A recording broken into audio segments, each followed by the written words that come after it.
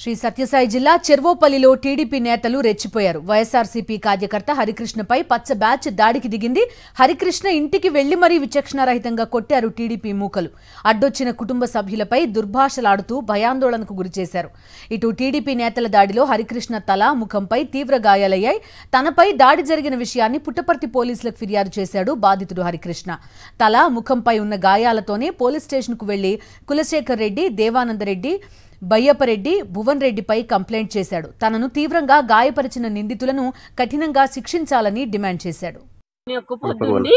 పూజ చేసుకుని వచ్చినానా ఇంటికి